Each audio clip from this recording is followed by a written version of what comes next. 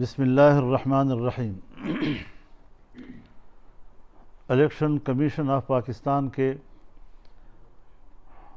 مخصوص نشستوں کی تقسیم کے بارے میں فیصلے کے خلاف سپریم کورٹ کے فیصلے پر حتمی رائے آئینی اور قانونی ماہرین ہی دے سکتے ہیں۔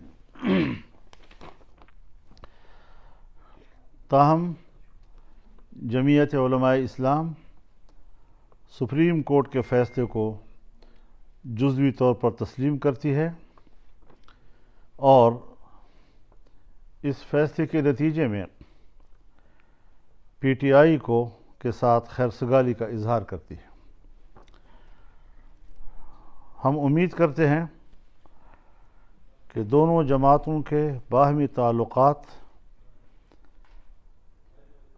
میں بہتری کے لیے پیش رفت کی طرف مفید ثابت ہوگا اور تحفظات کو دور کرنے کے لیے مذاکراتی ماحول تشکیل دینے میں مددگار ثابت ہوگا۔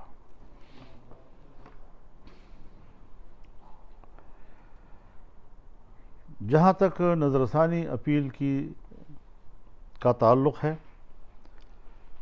جمعیت علماء اسلام بطور جماعت اپیل داخل نہیں کرے گی۔ تاہم جمعیت علماء اسلام کے